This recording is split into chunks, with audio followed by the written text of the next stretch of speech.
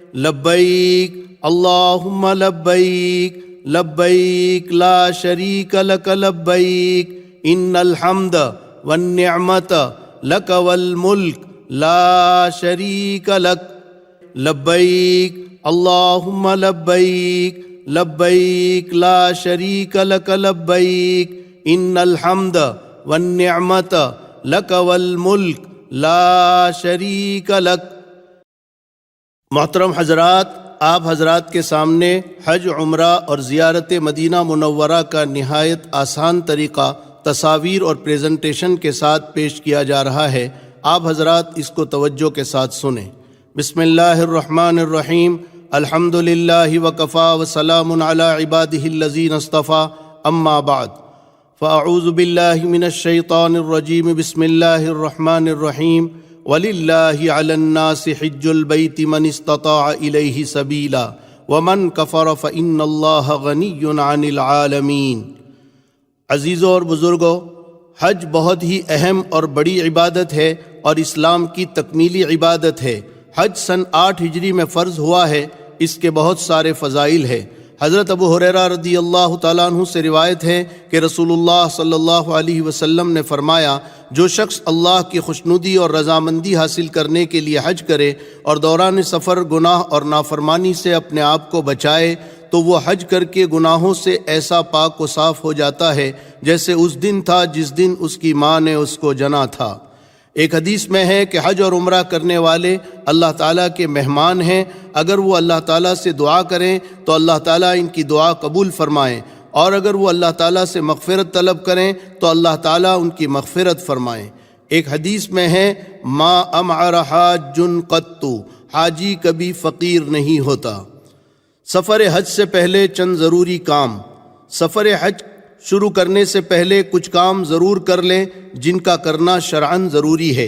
پہلا کام، اس مبارک سفر میں آپ اپنی نیت درست کر لیں۔ نیت صرف یہ ہو کہ اللہ کے حکم کو پورا کرنے کے لیے اور اس کو راضی کرنے کے لیے میں حج کر رہا ہوں۔ دنیا کی عزت، شہرت، نام و نمود، دکھاوا، کوئی تجارتی فائدہ یا دنیا کی کوئی غرض بالکل نہ ہو، ورنہ اتنا بڑا عمل اور اتنی بڑی قربانی ضائع اور برباد ہو جائے گی، کیونکہ جس عمل میں نیت فاسد ہوتی ہے وہ عمل اللہ کے نزدیک مردود ہو جاتا ہے۔ لہٰذا نیت کو خوب ٹٹولیں اور درست کر لیں۔ دوسرا کام، روانگی سے پہلے اپنے تمام چھوٹے بڑے گناہوں سے خوب سچی پکی توبہ کر لیں۔ خوب گڑ گڑا کر ندامت کے ساتھ اپنے گناہوں کا اقرار کرتے ہوئے آئندہ نہ کرنے کے عزم کے ساتھ اللہ تعالیٰ سے معافی مانگ لیں، تاکہ آپ گناہوں کی گندگی سے صاف ستھرے ہو کر اپنے مولا کے دربار میں پہنچے۔ تیسرا کام، اللہ کے جن بندوں کے حقوق آپ کے ذمے ہیں، جن کی کبھی کوئی حق تلفی ہوئی ہو، ستایا ہو، جن کا کبھی دل دکھایا ہو، جن کا اپنے اوپر کوئی مالی حق باقی رہ گیا ہو یا کسی کا قرض اپنے ذمے ہو، ان تمام سے مل کر معاملات صاف کر لیں، خوب معافی تلافی کر لیں، اور جن کا کسی طرح کا کوئی حق نکل رہا ہے ان کو ادا کر دیں، اور جن امور سے متعلق وصیت کرنی ہو ان کے متعلق وصیت نامہ لکھ دیں۔ ان تمام امور کو پورے اہتمام کے ساتھ کریں، اس میں کوئی شرم و عار نہ کریں، تاکہ حج آپ کے لیے دنیا اور آخرت میں کامیابی اور صالح زندگی کا ذریعہ بنے۔ حجاج کرام سے گزارش ہے کہ سفر حج سے پہلے جہاں آپ حج کا طریقہ اور اس کے ارکان سیکھ رہے ہوں، وہیں جنازے کی نماز بھی پوری سیکھ لیں، کیونکہ حرم میں تقریباً ہر نماز کے بعد جنازے کی نماز ہوتی ہے اور اس کی بڑی فضیلت ہے۔ دوسری بات، حرم کے اطراف میں بنی ہوئی تمام بلڈنگوں اور ہوٹلوں میں عام طور پر انگریزی بیت الخلاء بنے ہیں، اور اب نئی تعمیرات میں سبھی انگریزی بناتے ہیں، انڈین بیت الخلاء نہیں بناتے ہیں۔ لہٰذا اس کے استعمال کا طریقہ بھی سمجھ لیں تاکہ پاکی اور صفائی کا آپ خیال رکھ سکیں۔ حج کے فرائض۔ حج کی تفصیلات سے پہلے یہ بات اچھی طرح سمجھ لیں، حج میں 3 فرض ہے۔ نمبر 1، احرام باندھنا۔ احرام نیت اور لبیک سے شروع ہوگا۔ نمبر 2، وقوف عرفہ یعنی عرفات میں ٹھہرنا۔ نمبر 3، طواف زیارت۔ حج میں 6 واجب ہے۔ نمبر 1، وقوف مزدلفہ یعنی مزدلفہ میں ٹھہرنا۔ نمبر 2، جمرات کی رمی۔ نمبر 3، قربانی۔ نمبر 4، حلق یا قصر۔ یعنی سر کے بال منڈوانا یا کتروانا۔ نمبر 5 صفا مروہ کی سعی۔ نمبر 6 طواف وداع۔ حج کی 3 قسمیں۔ اسی طرح یہ بات بھی آپ اچھی طرح سمجھ لیں کہ حج 3 طرح کا ہوتا ہے۔ نمبر 1 حج افراد، نمبر 2 حج قران، نمبر 3 حج تمتع۔ نمبر 1 حج افراد اس حج کو کہتے ہیں جس میں میقات سے صرف حج کی نیت سے احرام باندھا جاتا ہے اور مکہ مکرمہ پہنچ کر حج کے ختم پر وہ احرام اتر جاتا ہے۔ نمبر 2 حج قران اس حج کو کہتے ہیں جس میں میقات سے حج اور عمرے کا ایک ساتھ احرام باندھا جاتا ہے اور حاجی اسی احرام کے ساتھ عمرہ کرتا ہے اور اسی احرام کے ساتھ حج کرتا ہے اور حج کے ختم پر وہ احرام اترتا ہے۔ نمبر 3 حج تمتع۔ تمتع اس حج کو کہتے ہیں جس میں میقات سے حاجی صرف عمرے کی نیت کر کے احرام باندھتا ہے، مکہ مکرمہ جا کر عمرہ کر کے وہ احرام اتار دیتا ہے، پھر 8 ذی الحجہ کو حج کے لیے احرام باندھ کر حج کرتا ہے۔ یہ طریقہ تینوں میں سب سے آسان ہے اور اس میں پابندیاں کم ہوتی ہے، اس لیے عوام کو اسی کا مشورہ دیا جاتا ہے۔ یاد رکھیں حج کی ان تینوں قسموں میں فرق ہے۔ پہلا فرق یہ ہے کہ افراد میں صرف حج کی نیت ہوتی ہے اور قران میں حج عمرے کی ایک ساتھ نیت ہوتی ہے اور تمتع میں صرف عمرے کی نیت ہوتی ہے۔ دوسرا فرق یہ ہے کہ افراد اور قران میں احرام شروع سے حج کے ختم تک باقی رہتا ہے اور تمتع میں عمرہ کر کے احرام کھل جاتا ہے، پھر حاجی اپنے کپڑوں میں رہتا ہے اور 8 ذی الحجہ کو حج کا احرام باندھتا ہے۔ تیسرا فرق یہ ہے کہ قران اور تمتع میں حج کی قربانی واجب ہے جبکہ افراد میں حج کی قربانی واجب نہیں بلکہ مستحب ہے۔ تینوں قسموں میں افضل کیا ہے؟ احناف کے نزدیک قران افضل ہے، پھر تمتع کا درجہ ہے، پھر افراد کا درجہ ہے۔ آپ حضرات فضیلت کے ساتھ سہولت کو سامنے رکھتے ہوئے ان میں سے کسی ایک حج کی نیت کریں۔ بہتر یہ ہے کہ اگر آپ 8 ذی الحجہ سے کچھ پہلے مکہ مکرمہ پہنچتے ہیں یا پہلے مدینہ منورہ جا کر پھر 8 ذی الحجہ کے قریب مکہ مکرمہ پہنچتے ہیں تو آپ قران کا احرام باندھیں، اس لیے کہ آپ کو زیادہ دن احرام کی پابندیوں میں نہیں رہنا ہوگا۔ اور اگر آپ 8 ذی الحجہ سے 15-20 دن پہلے مکہ مکرمہ پہنچتے ہیں تو پھر بہتر یہ ہے کہ آپ تمتع کا احرام باندھیں تاکہ آپ پر زیادہ دنوں تک احرام کی پابندیاں نہ لگیں۔ گھر سے روانگی۔ اب آپ اپنے گھر سے روانہ ہو رہے ہیں، وہ مبارک گھڑی آ گئی جس کا بہت دنوں سے آپ کو انتظار تھا۔ روانگی سے پہلے ہو سکے تو 2 رکعت نفل نماز پڑھ لیں۔ نماز کے بعد سفر میں سہولت و عافیت کی، گناہوں سے بچنے کی اور حج کی قبولیت کی دعا کر لیں۔ نکلنے سے پہلے اپنا پورا سامان منظم کر لیں، ضروریت کا سامان لے لیں، جو چیزیں ممنوع ہیں وہ بالکل نہ لیں تاکہ کسٹم وغیرہ میں پریشانی نہ ہو۔ اپنے سامان کو اچھی طرح پیک کر کے بیگ پر بڑے حروف میں پورا پتہ ایڈریس لکھیں، ملک کا نام بھی ضرور لکھیں اور اپنے بیگ پر ایسی کوئی علامت ضرور رکھیں کہ دیکھتے ہی آپ اپنے سامان کو پہچان لیں۔ گھر سے یہ دعا پڑھ کر نکلے، بسم اللہ توکلت علی اللہ لا حول ولا قوت الا باللہ۔ دعا یاد نہ ہو تو صرف بسم اللہ الرحمن الرحیم پڑھ کر گھر سے نکلے۔ سواری کا پہلے سے نظم رکھیں، فلائٹ کے وقت سے 3-4 گھنٹے پہلے ہی ایئرپورٹ پر پہنچ جائیں۔ احرام کا طریقہ اور ترتیب۔ حج اور عمرے میں سب سے پہلا عمل احرام ہے۔ احرام کسے کہتے ہیں؟ احرام حقیقت میں حج یا عمرے کی نیت کر کے جو پابندیوں والی حالت شروع ہوتی ہے اس حالت کا نام ہے۔ ان 2 چادروں کا نام احرام نہیں ہے، لیکن چونکہ احرام میں مردوں کے لیے سلے ہوئے کپڑے پہننا منع ہے، حاجی ان 2 چادروں میں ہی رہتا ہے، اس لیے لوگ ان 2 چادروں کو بھی احرام کہہ دیتے ہیں، مگر حقیقت میں ان کا نام احرام نہیں ہے۔ لہٰذا اگر یہ چادریں گندی ہو جائیں، ناپاک ہو جائیں یا میلی ہو جائیں یا کسی اور وجہ سے حاجی اگر احرام کی چادریں بدلنا چاہے تو بدل سکتا ہے، بار بار بھی بدل سکتا ہے، البتہ پابندیوں والی حالت برابر باقی رہے گی۔ یہاں یہ بات اچھی طرح سمجھ لیں کہ احرام میں نیچے کی چادر جو لنگی کی طرح باندھی جاتی ہے وہ اگر بغیر سلی ہوئی ہو تو زیادہ بہتر ہے، لیکن اگر کوئی ضعیف ہے یا بوڑھا ہے یا موٹا ہے یا اس کو لنگی باندھنے کی عادت نہیں ہے اور سطر کھلنے کا ڈر رہتا ہے تو اس کو سلائی کر کے لنگی کی طرح بنا کر بھی پہن سکتے ہیں، اور جو بغیر سلی ہوئی ریڈی میڈ گول ہوتی ہے وہ بھی پہن سکتے ہیں۔ یہ اتنا بھاری مسئلہ نہیں ہے، لوگوں نے اس کو بہت بھاری بنا دیا ہے، بلکہ حرام کے قریب پہنچا دیا ہے۔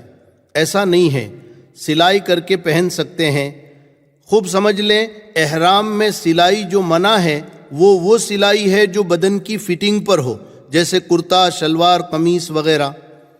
احرام باندھنے سے پہلے حجامت بنوا لیں، زیر ناف لبیں اور ناخن تراش کر فارغ ہو جائیں۔ احرام سے پہلے غسل کرنا سنت ہے، نہ ہو سکے تو وضو ہی کر لیں۔ مردوں کا احرام۔ مردوں کے لیے احرام میں بغیر سلی ہوئی 2 چادریں ہوتی ہیں۔ ایک چادر کو تہبند یعنی لنگی کی طرح باندھ لیں اور دوسری چادر اوڑھ لیں۔ یہ احرام بند گیا، مگر یاد رکھیں ابھی احرام شروع نہیں ہوا۔ احرام نیت کر کے لبیک پڑھ لینے کے بعد شروع ہوگا۔ احرام باندھنے کے بعد اوپر کی چادر سے سر ڈھانک کر احرام کی 2 رکعت نفل پڑھ لیں۔ اگر مکروہ وقت نہ ہو اور ٹوپی پہن کر بھی آپ پڑھ سکتے ہیں، کیونکہ ابھی احرام شروع نہیں ہوا۔ بہتر یہ ہے کہ احرام کی چادریں گھر پر باندھیں اور نفل بھی گھر پر ہی پڑھ لیں۔ نیت ابھی نہ کریں، ہوائی جہاز میں بیٹھنے کے بعد جب آپ فضا میں پرواز کر لیں اس وقت نیت کریں، مگر فضا میں پرواز کرتے ہی فوراً نیت کر لیں، پھر دیر نہ کریں۔ اگرچہ ہوائی جہاز میں میقات آنے سے کچھ دیر پہلے کپتان کی طرف سے یہ اعلان ضرور ہوتا ہے کہ اب آپ اپنی میقات سے گزرنے والے ہیں، مگر آپ اس کا انتظار نہ کریں، کہیں ایسا نہ ہو کہ نیند آ جائے اور آپ میقات سے بغیر احرام کے گزر جائیں۔ اگر اس طرح آپ میقات سے بغیر احرام کے گزر گئے تو آپ پر دم لازم ہو جائے گا، یعنی حرم میں پہنچ کر ایک بھیڑ یا بکرے کی قربانی کرنی پڑے گی، لہٰذا پرواز ہونے کے بعد نیت کرنے میں دیر نہ کریں۔ یہ مشورہ حجیوں کو اس لیے دیا جاتا ہے کہ اگر خدا نخواستہ فلائٹ لیٹ ہو گئی یا کسی وجہ سے حاجی حج پر نہ جا سکے تو احرام کی پابندیاں نبھانا مشکل ہو جائے گا۔ وہ اب اپنا احرام اس وقت تک نہیں اتار سکے گا جب تک وہ حرم شریف میں ایک جانور کی قربانی نہ کروائے۔ اس لیے بہتر یہ ہے کہ فلائٹ اڑنے کے بعد نیت کریں۔ جو حجاج کرام یہاں سے سیدھے مدینہ منورہ جا رہے ہیں وہ یہاں سے احرام نہ باندھے، وہ مدینہ منورہ سے جب مکہ معظمہ کے لیے روانہ ہوں گے تو مدینے والوں کی میقات ذوالحلیفہ سے احرام باندھیں گے۔ عورتوں کا احرام۔ یاد رکھیں، عورت کا احرام صرف اس کے چہرے کا کھلا رکھنا ہے۔ عورت اپنے سلے ہوئے کپڑوں میں رہے گی، موزے، دستانے اور زیورات بھی پہن سکتی ہیں، البتہ چہرہ کھلا رکھنا ضروری ہے، یعنی پیشانی سے لے کر ٹھوڑی تک چہرہ کھلا رکھے گی، لیکن پردہ بھی ضروری ہے، لہٰذا سر پر کیپ نما نقاب ڈالے جس سے پردہ بھی ہو جائے اور کپڑا بھی چہرے پر نہ لگے۔ ایسا نقاب بازار میں مل جاتا ہے۔ عورت کے لیے سر ڈھانکنا ضروری ہے، اس لیے بہتر یہ ہے کہ سر پر چھوٹا رومال باندھ لے تاکہ سر اور بال نہ کھلے، لیکن یاد رکھیں یہ احرام کا حصہ نہیں ہے، اس لیے وضو میں سر پر باندھے ہوئے اس کپڑے کو کھول کر مسح کرنا ضروری ہے۔ بہت سی مستورات اس کو احرام کا حصہ سمجھتی ہیں، اس لیے وہ اسی کپڑے پر مسح کر لیتی ہیں، اس طرح مسح نہیں ہوتا ہے۔ احرام باندھتے وقت اگر عورت ناپاکی کی حالت میں ہو تو اسی حالت میں احرام باندھے اور 2 رکعت احرام کی نہ پڑھے۔ پھر مکہ مکرمہ پہنچنے کے بعد جب تک پاک نہ ہو مسجد حرام میں نہ جائیں، جب پاک ہو جائے تو غسل کر کے مسجد میں جائیں، طواف اور سعی کر کے عمرہ پورا کر لیں۔ اور اگر ابھی تو پیریڈ نہیں آیا ہے، بعد میں شروع ہوگا اور عورت کو معلوم ہے کہ مکہ جانے کے بعد دن بہت کم ہے، وہ حج تک پاک نہیں ہو سکے گی، تو وہ یہاں سے حج افراد کا احرام باندھے، حج تمتع نہ کریں۔ بچے کا احرام۔ بہت سارے لوگ چھوٹے بچوں کو بھی حج میں لے جاتے ہیں، تو نابالغ بچہ اگر ہوشیار اور سمجھدار ہے تو وہ خود اپنا احرام باندھے گا اور تمام ارکان و اعمال بالغ کی طرح ادا کرے گا، اور اگر وہ بچہ ناسمجھ اور چھوٹا ہے تو اس کا سرپرست اس کی طرف سے احرام باندھے اور تمام ارکان میں اپنے ساتھ بچے کی بھی نیت کر لیں۔ نابالغ بچوں کے حج کا ثواب ان کے سرپرستوں کو ملے گا۔ حج میں نیت کیسے کریں؟ آپ کا حج تمتع ہے تو چونکہ آپ کو مکہ جا کر پہلے عمرہ کرنا ہے، اس لیے یہ احرام آپ کا عمرے کا ہے۔ تو آپ نیت یوں کریں، عربی میں کہے یا اردو میں یا اپنی زبان میں، اللہم انی ارید العمرۃ فیسرھا لی وتقبلھا منی، اے اللہ میں عمرے کی نیت کرتا ہوں، تو آسان فرما، قبول فرما۔ جن کا حج افراد ہے وہ اس طرح نیت کریں، اللہم انی ارید الحج فیسرہ لی وتقبلہ منی، اے اللہ میں حج کی نیت کرتا ہوں، تو آسان فرما اور قبول فرما۔ اور جن کا حج قران ہے وہ عمرہ اور حج کی ایک ساتھ اس طرح نیت کریں، اللہم انی ارید العمرۃ والحج فیسرہما لی وتقبلہما منی، اے اللہ میں حج اور عمرے کی ایک ساتھ نیت کرتا ہوں، تو قبول فرما، آسان فرما۔ آپ کا حج چونکہ تمتع ہے تو آپ تمتع والی نیت کریں، اے اللہ میں عمرے کی نیت کرتا ہوں، تو آسان فرما، قبول فرما۔ نیت دل کے ارادے کا نام ہے، زبان سے بھی کہہ دیں تو بہتر ہے۔ نیت کرتے ہی مرد ذرا بلند آواز سے اور عورتیں آہستہ آواز سے لبیک پڑھیں، لبیک اللہم لبیک لبیک لا شریک لک لبیک ان الحمد والنعمت لک والملک لا شریک لک۔ اس دعا کو تلبیہ کہتے ہیں۔ یہ حج اور عمرے کی خاص دعا ہے، اس کو بار بار اور ہر موقع پر پڑھنا ہے، گویا حج میں افضل ذکر یہی ہے۔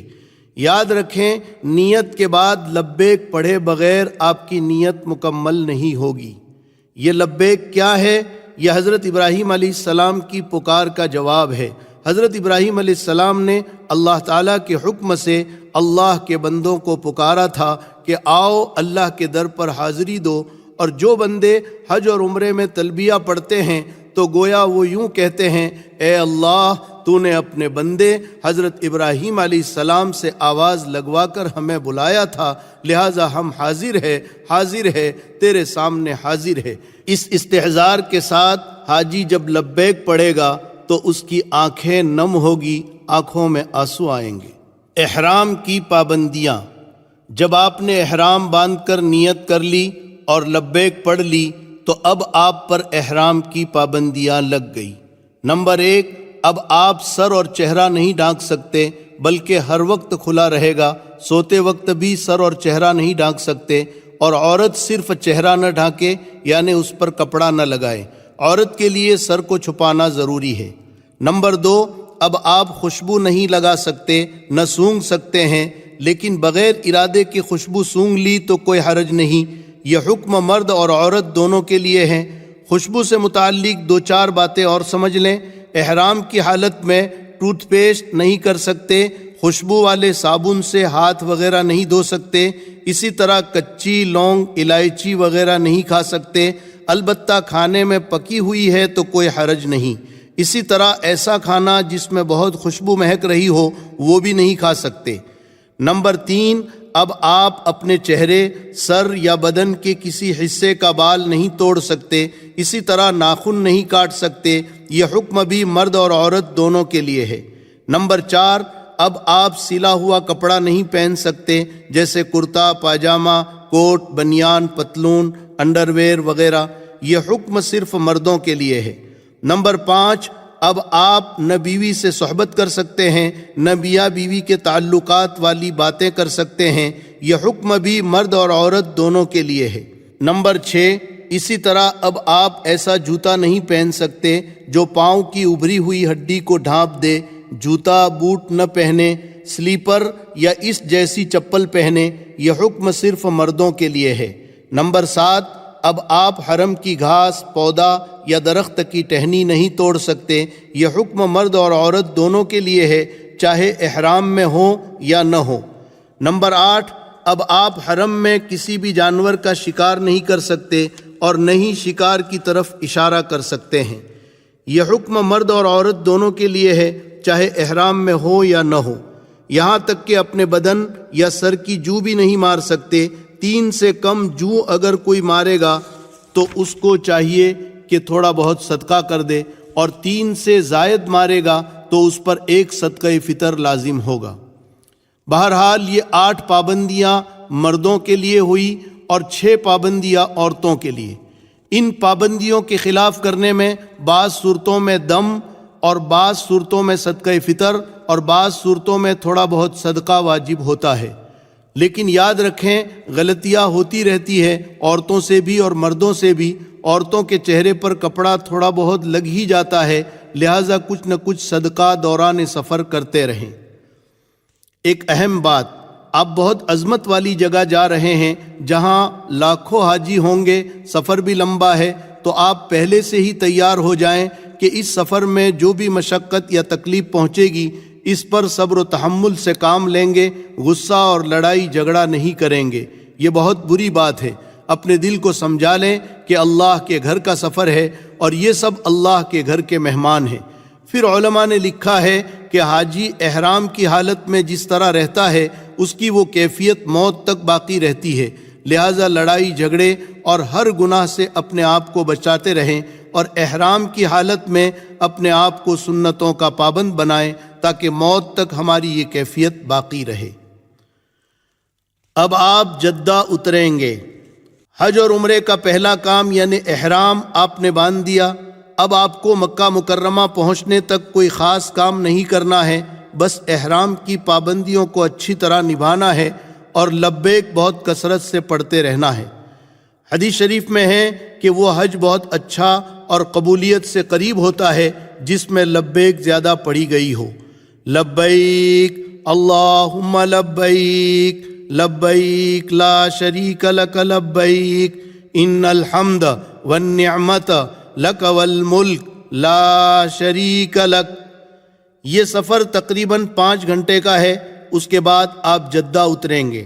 سب سے پہلے آپ کو ایئرپورٹ کے ایک ہال میں بٹھایا جائے گا، وہاں آپ اپنی نماز اور ضروریات سے فارغ ہو جائیں۔ اس ہال میں زیادہ وقت بھی لگ سکتا ہے۔ یہاں آپ کو امیگریشن کے لیے لائن لگانی پڑے گی۔ اس کے بعد آپ کا سامان آپ کے بیلٹ سے لینا ہوگا۔ اپنا سامان لے کر پاسپورٹ اور کسٹم وغیرہ کی کارروائی مکمل کرا لیں، پھر باہر نکلیں۔ جیسے ہی آپ باہر نکلیں گے تو ایک بڑی ٹرالی میں آپ کا سامان بھر دیا جائے گا۔ آپ اس ٹرالی کا نمبر ضرور یاد رکھیں۔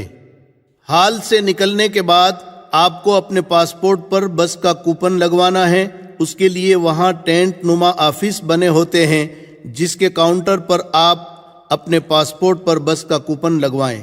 اس کے بعد آپ اپنے ملک کے سفارت خانے کے پاس جائیں جہاں آپ کے ملک کے بہت سارے جھنڈے لگے ہوں گے، وہاں آپ کا سامان ٹرالی میں رکھا ہوگا۔ اسی جگہ سے منتظمین حضرات آپ کو بس میں بٹھا دیں گے۔ ایئرپورٹ پر ذرا ہوشیار رہ کر کسی جاننے والے سے پوچھ تاچھ کر ساری کارروائی مکمل کروا لیں۔ اطمینان سے کریں، جلد بازی بالکل نہ کریں۔ لہذا مذکورہ تمام کام کرنے کے لیے ذہنی طور پر اپنے آپ کو تیار رکھیں۔ معمولات میں لگے رہیں۔ بڑی مقدس جگہ آپ جا رہے ہیں، وہاں کے کارکن اور کام کرنے والوں پر بالکل غصہ نہ کریں، نہ کسی طرح طیش میں آئیں، بلکہ اپنے آپ کو قابو میں رکھیں۔ مکہ معظمہ کی طرف روانگی۔ اب آپ جدہ سے مکہ کی طرف روانہ ہو رہے ہیں۔ بس میں لبیک خوب کثرت سے پڑھتے رہیں۔ اب آپ کے دل کی عجیب کیفیت ہوگی اور ہونی بھی چاہیے کہ اب آپ اللہ کے گھر کے قریب پہنچ چکے ہیں۔ بڑی اونچی جگہ جا رہے ہیں۔ یہ سفر تقریباً 1.5-2 گھنٹے کا ہے۔ حرم کی حد۔ مکہ مکرمہ آنے سے تقریباً 20 کلومیٹر پہلے وہ حدیبیہ والی جگہ ہے جہاں کفار مکہ نے آپ صلی اللہ علیہ وسلم کو عمرہ کرنے سے روک دیا تھا اور آپ نے صحابہ کرام سے موت پر بیعت لی تھی، جس کو بیعت رضوان کہتے ہیں، جس کا ذکر قرآن کریم میں ہے۔ لقد رضی اللہ عن المؤمنین اذ یبایعونک تحت الشجرہ۔ اس سے لگ کر نئی سڑک بنی ہوئی ہے۔ آج کل بسیں اور گاڑیاں اسی سڑک سے گزرتی ہیں۔ اس پر حرم کی حد بتانے کے لیے رحل نما گیٹ بنا ہوا ہے، تصویر میں آپ دیکھ رہے ہیں۔ یہاں سے جب آپ داخل ہوں تو آپ حرم کی حد میں داخل ہو گئے۔ نہایت ادب اور عظمت کے ساتھ گزریں اور اللہ سے دعا کریں، اللہم ان ھذا حرمک وحرم رسولک فحرم لحمی ودمی وبشری علی النار، اللہم آمنی عذابک یوم تبعث عبادک۔ اے اللہ، یہ تیرا اور تیرے رسول کا حرم ہے، میرے گوشت، کھال اور سارے جسم پر جہنم کی آگ حرام کر دے اور قیامت کے عذاب سے مجھے امن دے دے۔ مکہ معظمہ میں داخلہ۔ تھوڑی دیر کے بعد آپ اس مقدس شہر میں داخل ہو جائیں گے جہاں کا چپا چپا حضور اکرم صلی اللہ علیہ وسلم اور صحابہ کرام رضوان اللہ علیہم اجمعین کی قربانیوں سے منور ہے۔ یہاں سے استغفار کرتے ہوئے عاجزی کے ساتھ لبیک پڑھتے ہوئے داخل ہو۔ معلم کی بس آپ کو پہلے معلم کے مکتب لے جائے گی، وہاں بھی وقت لگتا ہے۔ وہاں معلم کی طرف سے آپ کو آئی کارڈ، بیلٹ اور ناشتے کا ایک پیکٹ ملے گا۔ پھر معلم کی بس آپ کو بلڈنگ تک لے جا کر چھوڑ دے گی۔ اس کے بعد آپ اپنی رہائش گاہ دیکھ لیں، اپنا سامان ترتیب سے رکھ لیں، ضروریات سے فارغ ہو جائیں اور تھکن ہو تو آرام کر لیں۔ یہاں جلد بازی بالکل نہ کریں۔ یہاں آپ بہت سارے حاجیوں کو دیکھیں گے کہ سامان رکھ کر سیدھے حرم میں بھاگ رہے ہیں، حالانکہ تھکے ہارے ہیں۔ آپ ان کی دیکھا دیکھی بالکل نہ کریں، بلکہ آپ آرام کر کے حشاش بشاش ہو کر حرم شریف میں جائیں تاکہ اطمینان سے تمام ارکان ادا کر سکیں اور اللہ کے گھر کی زیارت کر سکیں۔ اور یہ بات بھی دھیان میں رکھیں کہ معلم کی طرف سے جو پیلا پٹا اور کارڈ آپ کو ملا تھا اس کو ہر وقت اپنے ساتھ رکھیں۔ بیت اللہ پر حاضری۔ اپنے کمرے سے باوضو ہو کر اور لبیک کثرت سے پڑھتے ہوئے عاجزی کے ساتھ مسجد حرام کی طرف چلیں۔ اگر آپ عزیزیہ میں ٹھہرے ہیں تو آپ کے لیے بس کا انتظام ہوگا۔ اب مسجد حرام میں کسی بھی دروازے سے داخل ہوں، سنت کے مطابق دائیں پیر سے دعا پڑھتے ہوئے داخل ہوں اور اعتکاف کی نیت کر لیں تاکہ جب تک آپ مسجد حرام میں رہیں اعتکاف کا ثواب ملتا رہے۔ اس طرح دعا پڑھیں: بسم اللہ والصلاة والسلام علی رسول اللہ، اللہم اغفر لی ذنوبی وافتح لی ابواب رحمتک ونویت سنت الاعتکاف۔ جب اندر پہنچ جائے اور بیت اللہ شریف پر آپ کی پہلی نظر پڑے تو راستے سے ایک طرف ہو کر اللہ اکبر لا الہ الا اللہ واللہ اکبر کہہ کر خوب دعا کریں۔ بیت اللہ پر پہلی نگاہ پڑتے وقت تمام دعائیں قبول ہوتی ہے۔ بہتر یہ ہے کہ آپ پہلی دعا یہ مانگیں: اے اللہ، موت تک میری تمام جائز تمنائیں اور دعائیں جو تجھ کو پسند ہو قبول فرما۔ اس کے علاوہ جو دعائیں مانگنا چاہیں مانگ سکتے ہیں اور جتنی دیر مانگنا چاہیں مانگ سکتے ہیں۔ اپنے لیے، اپنے گھر والوں کے لیے، اپنے خاندان کے لیے، پوری امت کے لیے خوب گڑ گڑا کر اللہ سے دعائیں مانگے۔ اس وقت کی آپ کی ساری دعائیں انشاءاللہ قبول ہے۔ دعاؤں سے فارغ ہو کر اب آپ کو عمرہ کرنا ہے۔ عمرے کا طریقہ سمجھنے سے پہلے یہاں بیت اللہ میں پہنچ کر ایک بات خاص طور سے دھیان میں رکھیں تو انشاءاللہ آپ بہت سی تکلیفوں سے بچ جائیں گے۔ بزرگوں، یہاں ہجوم اور بھیڑ بہت زیادہ ہوتی ہے۔ اس کی وجہ سے بعض مرتبہ ساتھی ایک دوسرے سے بچھڑ جاتے ہیں اور بعد میں بڑی پریشانی ہوتی ہے۔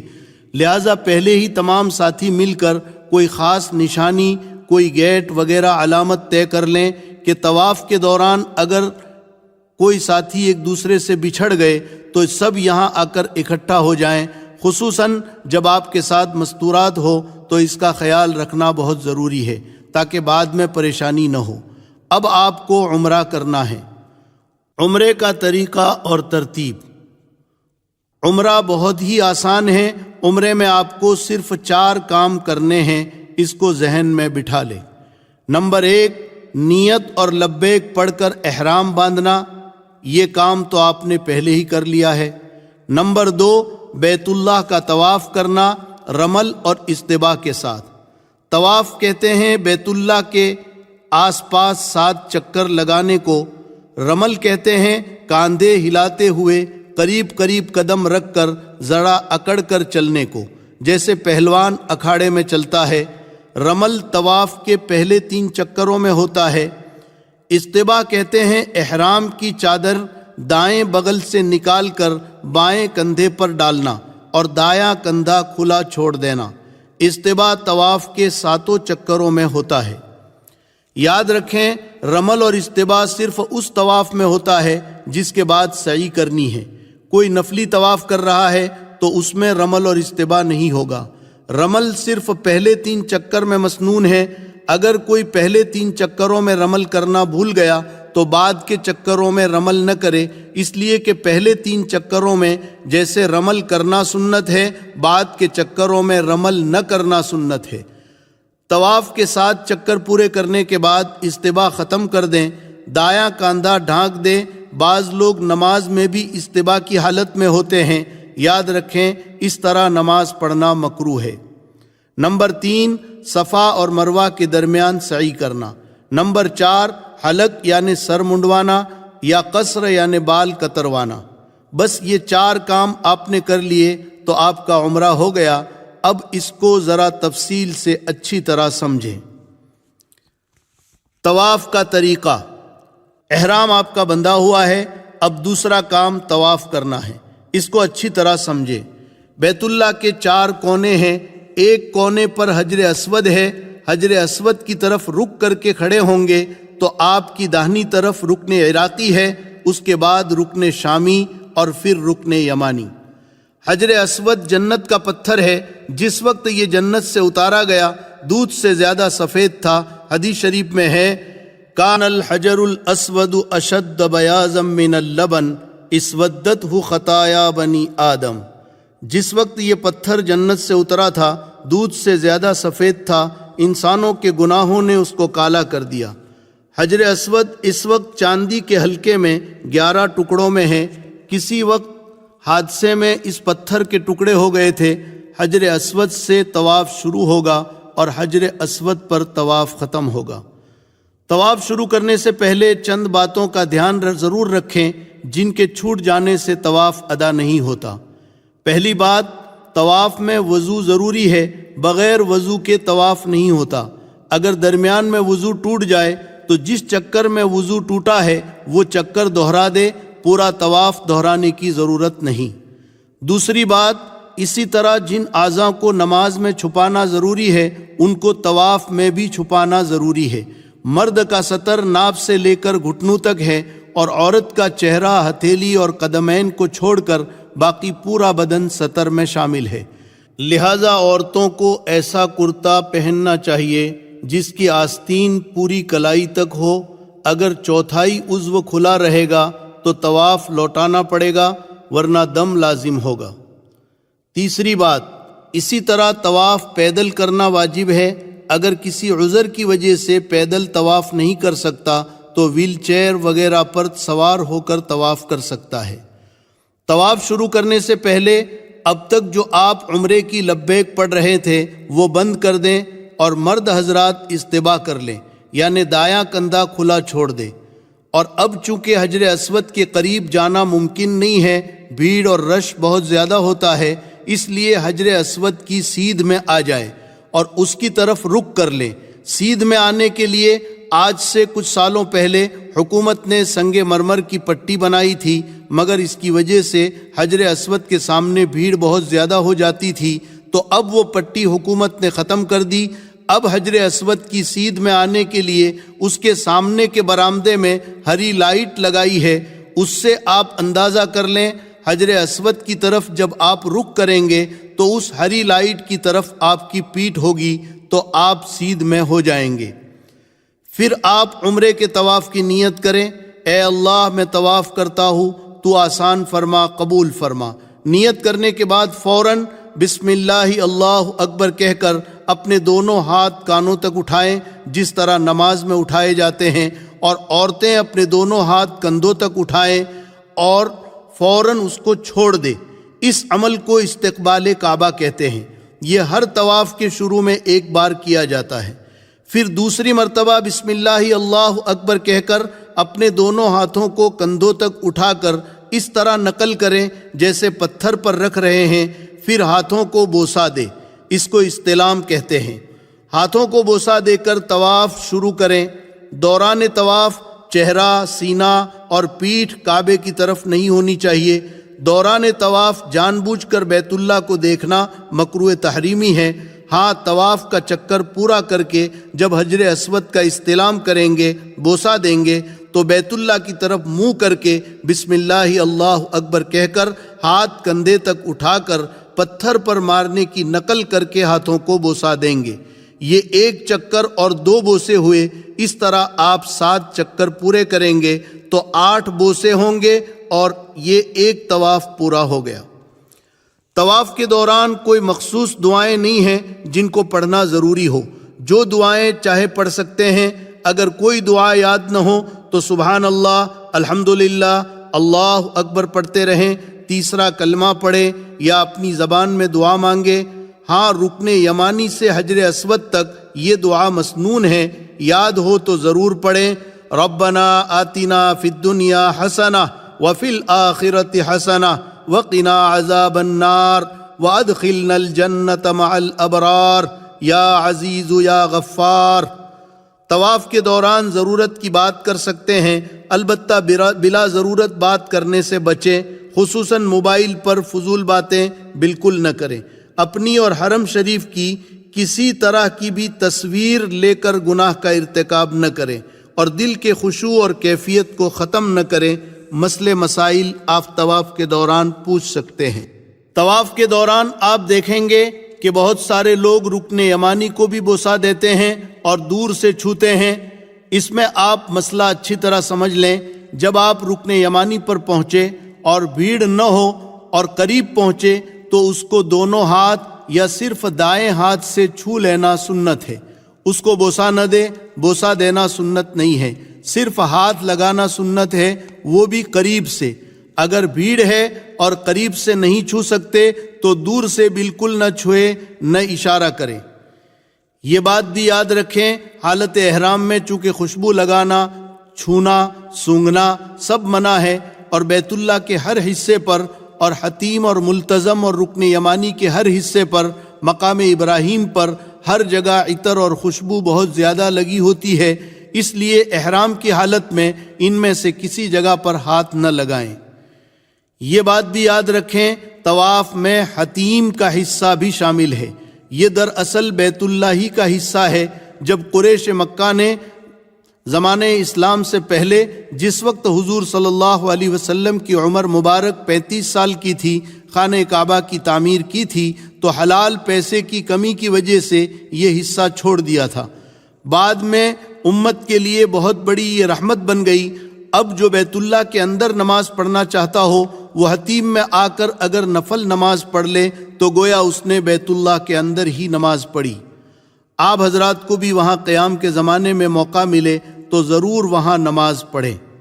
بہرحال طواف کے 7 چکر جب پورے ہو جائیں گے تو اس کے بعد آپ کو 2 رکعت نماز پڑھنی ہے۔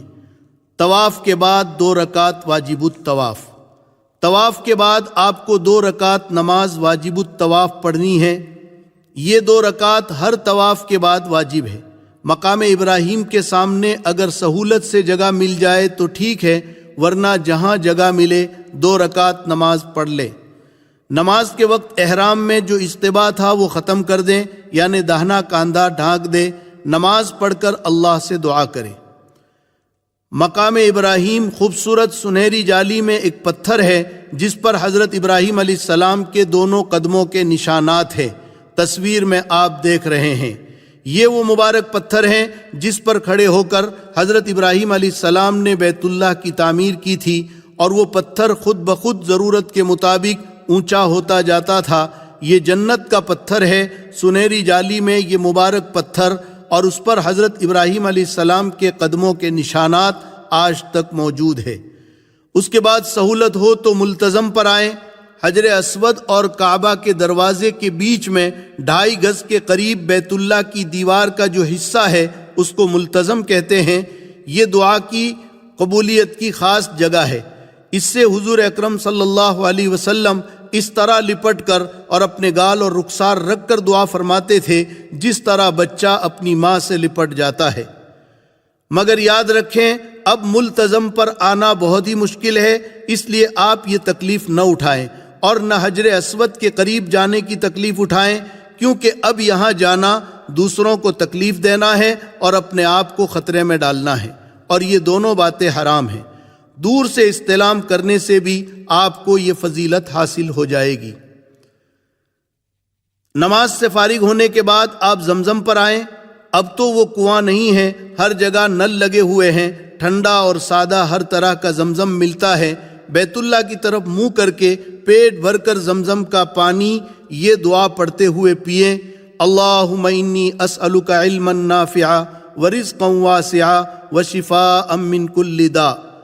زمزم وہ مبارک پانی ہے جو حضرت اسماعیل اور حضرت ہاجرہ علیہم السلام کی قربانی پر اللہ تعالیٰ نے امت کو دیا ہے۔ حدیث شریف میں ہے ماء زمزم لما شرب لہ، زمزم کے پانی میں اللہ نے یہ تاثیر اور خاصیت رکھی ہے کہ آدمی جس مقصد سے، جس ارادے سے اور جس نیت سے زمزم کا پانی پیتا ہے، اللہ تعالیٰ اس کی وہ مراد اور اس کا وہ مقصد پورا فرماتے ہیں۔ لہٰذا اس قیام کے زمانے میں جتنا ہو سکے خوب سیر ہو کر زمزم کا پانی پیتے رہیں۔ صفا مروہ کے درمیان سعی۔ عمرے میں 4 کام آپ کو کرنے تھے، پہلا احرام اور دوسرا طواف، یہ آپ کا ہو گیا۔ اب آپ کو تیسرا کام صفا مروہ کے درمیان سعی کرنی ہے۔ ہری لائٹ والے برآمدے میں کچھ قدم چل کر ایک پہاڑی ہے پیچھے کی طرف جس کا نام صفا ہے۔ اب اس کا تھوڑا سا نشان حکومت نے باقی رکھا ہے، وہاں سے کچھ فاصلے پر مروہ پہاڑی ہے۔ صفا اور مروہ کے درمیان 7 پھیرے لگانے کو سعی کہتے ہیں۔ سعی شروع کرنے سے پہلے آپ پھر حجر اسود کی طرف آئیں اور جیسے طواف میں آپ بوسے دے رہے تھے بالکل اسی طرح آپ دونوں ہاتھ اٹھا کر بسم اللہ اللہ اکبر کہہ کر ہتھیلیوں کو بوسا دے۔ یہ 9واں بوسا ہے، یہ سنت ہے۔ اس کے بعد صفا پہاڑی پر آئیں اور نیت کر لیں، اور نیت اس طرح کریں، اے اللہ میں عمرے کی سعی کرتا ہوں، تو آسان فرما، قبول فرما۔ پھر بیت اللہ کی طرف رک کر کے دونوں ہاتھ اٹھا کر تھوڑی دیر دعا کریں، یہ دعا کی قبولیت کی جگہ ہے۔ پھر نیچے اتر کر مروہ کی طرف چلیں، مروہ پہنچ کر وہاں بھی بیت اللہ کی طرف رک کر کے تھوڑی دیر دعا کریں، یہ بھی دعا کی قبولیت کی جگہ ہے۔ ایک پھیرا آپ کا پورا ہوا۔ پھر صفا پر آئیں تو 2 پھیرے ہوئے، اس طرح آپ کا 7واں چکر مروہ پر پورا ہوگا۔ صفا مروہ کے درمیان چھت اور دیوار میں جہاں ہری لائٹیں لگی ہے اس حصے کو میلین اخضرین کہتے ہیں۔ اس حصے میں مردوں کے لیے دوڑنا سنت ہے، لیکن عورتیں اپنی حالت پر چلتی رہے۔ ہر چکر میں صفا مروہ پر رک کر قبلہ کی طرف منہ کر کے دعا کرنی ہے، اور ہر چکر میں 2 ہری لائٹ والے حصے میں دوڑنا ہے۔ اور یاد ہو تو یہ دعا پڑھیں، رب اغفر ورحم وتجاوز عما تعلم انک انت الاعز الاکرم۔ سعی کے بعد اگر ہو سکے تو 2 رکعت نفل نماز پڑھ لیں، یہ مستحب ہے۔ یہ بات بھی یاد رکھیں، سعی بغیر وضو کے بھی ہو جائے گی، اس کے لیے وضو ضروری نہیں ہے۔ اور سعی کے دوران بھی جو دعائیں پڑھنا چاہے پڑھ سکتے ہیں، دعائیں یاد نہ ہوں تو اپنی زبان میں دعا مانگیں۔ حلق یا قصر۔ اب آپ کے 3 کام پورے ہو گئے، پہلا احرام، دوسرا طواف، تیسرا صفا مروہ کی سعی۔ اب آپ کو چوتھا کام کرنا ہے، حلق یعنی استرے سے بال منڈوانا، یا قصر یعنی قینچی سے بال کٹوانا۔ حلق زیادہ بہتر ہے۔ حرم میں آپ دیکھیں گے کہ لوگ کئی طرح سے حلق اور قصر کرواتے ہیں۔ بعض لوگ صرف چند بال کاٹ دیتے ہیں۔ آپ لوگوں کو دیکھا دیکھی بالکل نہ کریں، بلکہ پورے سر کا حلق یا قصر اچھی طرح کروائیں۔ اگر آپ کے سر کے بال بڑے ہیں تو آپ قینچی سے کٹوا سکتے ہیں، مگر لمبائی میں انگلی کے پور کے برابر کٹوانا ضروری ہے۔ اور اگر آپ کے سر کے بال انگلی کے پور سے چھوٹے ہیں تو پھر حلق کرانا ضروری ہے۔ اور عورتیں اپنی چوٹی کے نچلے حصے سے صرف 1 پور کے برابر یعنی تقریباً 1.5 انچ بال کاٹیں۔ بعض مرتبہ عورت کے سر کے بال چوٹی کے اوپر کے حصے میں زیادہ گھنے ہوتے ہیں اور نیچے کے حصے میں چوٹی باریک ہوتی ہے، تو اس صورت میں بالوں کو 3 حصوں میں کر کے 1 پور کے برابر کاٹیں تاکہ چوتھائی سے زیادہ کٹ جائے۔ اور اگر اوپر نیچے بال برابر ہوں تو ایک طرف سے بھی 1 پور کاٹیں گے تو قصر ہو جائے گا۔ جب آپ نے حلق کر لیا تو اب آپ کا احرام ختم ہو گیا اور عمرہ پورا ہو گیا۔ اب ساری پابندیاں ختم ہو گئی، نہا دھو کر اپنے سلے ہوئے کپڑے پہن لے۔ جن لوگوں کا حج قران ہے وہ عمرہ کرنے کے بعد حلق نہیں کریں گے، ان کا احرام ابھی باقی رہے گا۔ عمرے کے بعد سے ایام حج تک آپ کا حج چونکہ تمتع ہے تو آپ عمرے سے فارغ ہو کر 8 ذی الحجہ تک بغیر احرام کے رہیں گے۔ اب آپ پر کوئی پابندی نہیں ہے۔ ان دنوں میں آپ اپنا وقت ضائع نہ کریں، نماز باجماعت کا اہتمام کریں، ذکر کریں، تلاوت کریں۔ حرم میں ایک نیکی کا ثواب 1 لاکھ ہوتا ہے، اس کی قدر کریں۔ حدیث شریف میں ہے روزانہ بیت اللہ پر 120 رحمتیں نازل ہوتی ہیں، 60 طواف کرنے والوں پر، 40 نماز پڑھنے والوں پر اور 20 بیت اللہ کو دیکھنے والوں پر۔ لیکن اس وقت ایک بات کا خاص دھیان رکھیں کہ ابھی حج تک آپ اپنے آپ کو زیادہ تھکائیں نہیں۔ بہت زیادہ طواف کرنا اور بار بار حرم میں آنا ٹھیک نہیں۔ آگے حج کے 5 دن ہیں جو بہت مشقت والے ہیں اور بہت اہم ہیں۔ اس کے لیے آپ اپنی طاقت اور بیلنس باقی رکھیں۔ بخاری شریف کی حدیث میں ہے اللہ کے نبی صلی اللہ علیہ وسلم اپنے حج کے سفر میں 25 ذی القعدہ کو مدینہ منورہ سے چلے تھے اور 4 ذی الحجہ کو مکہ مکرمہ پہنچے۔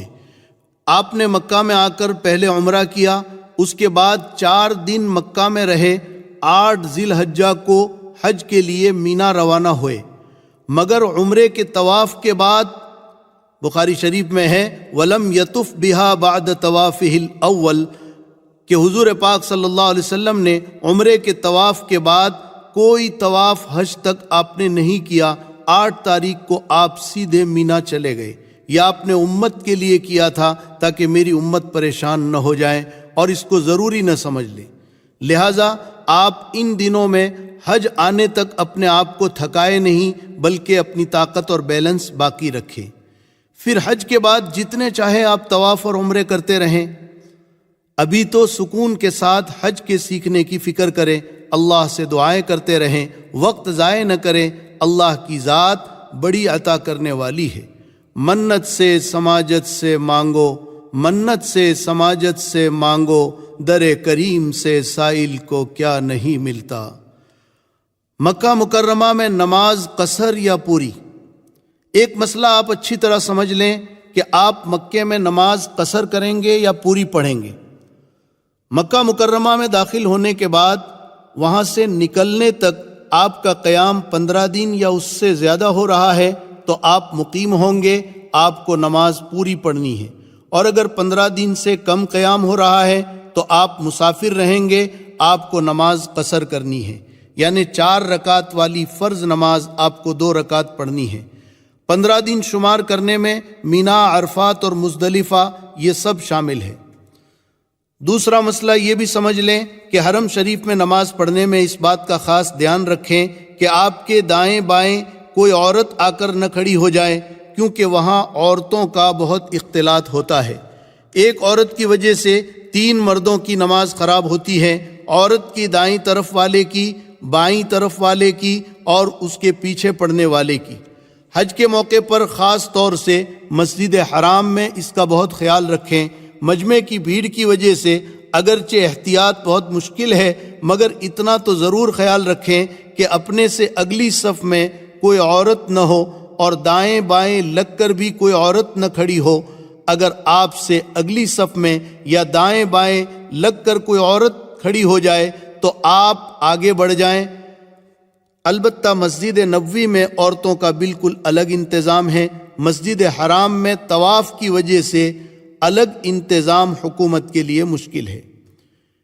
یاد رکھیں عمرے میں 4 کام کرنے ہیں، ان میں 2 فرض اور 2 واجب۔ الحمدللہ یہ چاروں کام آپ نے کر لیے، اب آپ کا عمرہ پورا ہو گیا۔